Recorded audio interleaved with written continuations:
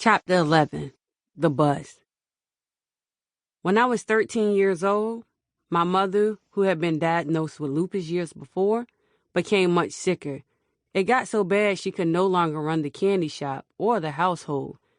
It was around this time that my brother hired a crackhead to clean the house for a crackhead price. When the guy finished, it looked like a completely different place. It wasn't the house I was used to seeing.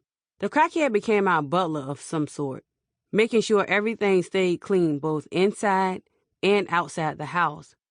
While he was a good cleaner, he often made me nervous because he got high throughout the day.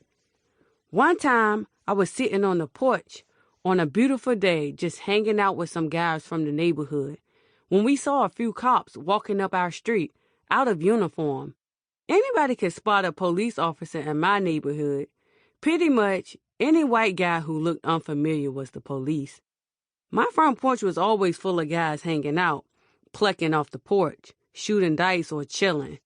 Most of them would take any opportunity to sell crack to get some money. Now that my mother was so sick, she had no control over the guys on the porch. Whenever my father visited, he was in and out quickly and barely said anything to them. But they weren't just neighborhood guys. Some were family, my nephews, my brother, and their friends. And I couldn't really complain.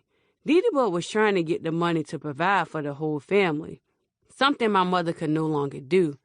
We relied on food stamps my whole life, even though my mother worked 2 jobs until she got too sick. She did receive child support, but it was never quite enough. And now my mother, our backbone, was ill, and we had nobody else to turn to. So my siblings and I turned to the streets to get that fast money. And of course, it wasn't just money for food and other essentials. Audiobook made sure I had the hottest shoes, and my niece Keiki made sure I had the finest clothes, procured with her 5-finger discount. I also kept a little pocket money from the child support checks. After forging my mother's signature, I paid the bills while squirreling away some for myself. My nephews also chipped in with a few dollars here and there whenever they could. So we worked together to make sure we had a roof over our heads.